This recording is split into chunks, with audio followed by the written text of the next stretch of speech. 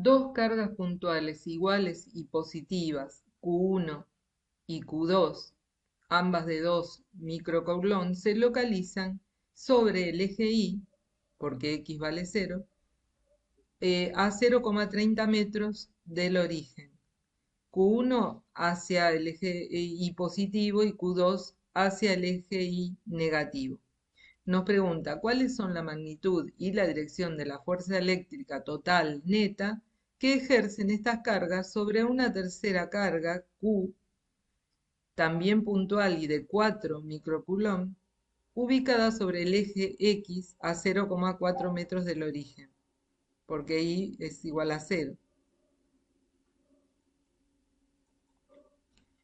Se debe calcular entonces las fuerzas que ejercen la carga Q1 y la carga Q2 sobre la otra carga que es la carga Q.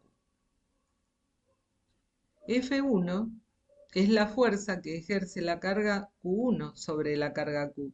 Como ambas son positivas, es una fuerza de repulsión y por lo tanto se aleja de Q1 y la dibujamos sobre Q, que es lo que nos piden.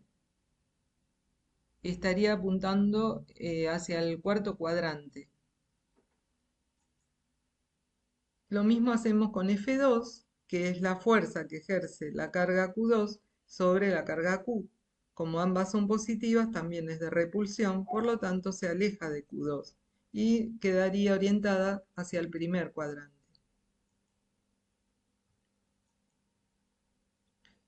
Ahora vamos a hacer el cálculo analítico.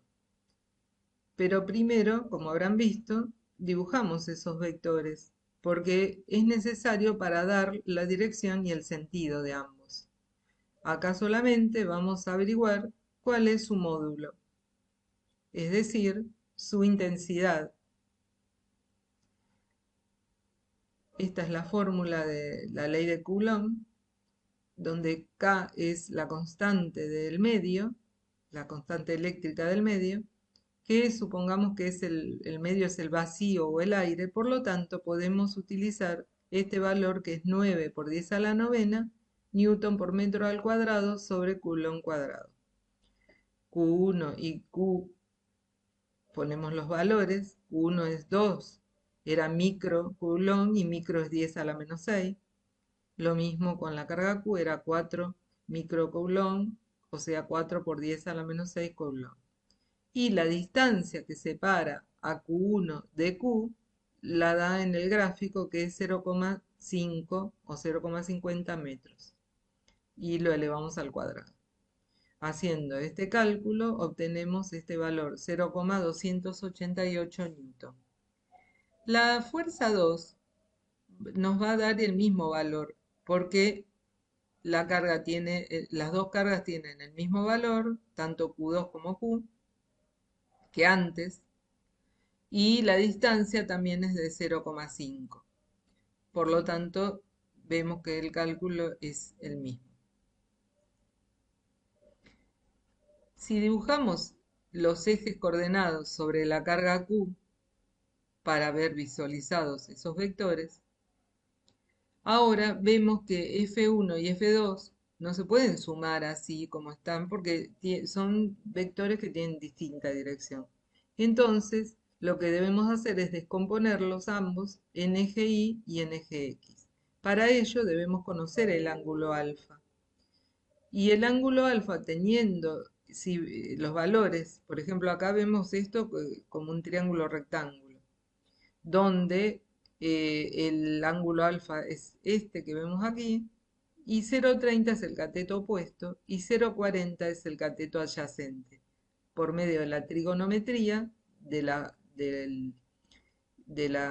relación tangente, despejando, vemos que alfa es igual al arco tangente del cateto opuesto sobre el cateto adyacente. Haciendo el cálculo, redondeamos ese cálculo a 37 grados. Quiere decir que tanto este ángulo como este son iguales por opuestos por el vértice, por lo tanto, F1 forma un ángulo de 37 grados con el eje X y lo mismo va a ocurrir con F2. También el ángulo va a ser de 37 grados. Ahora entonces realizamos el cálculo de f2x, f2 por el coseno del ángulo que vimos antes de 37, esto nos da 0,230 newton. Y f2y nos va a dar, con el seno de 37, 0,173 newton. Esto es por trigonometría, ¿no es cierto? Bien. F2x es igual a F1x, porque F1 y F2 tenían el mismo valor. No es necesario hacer la cuenta de nuevo. Y F2y va a ser igual a F1y.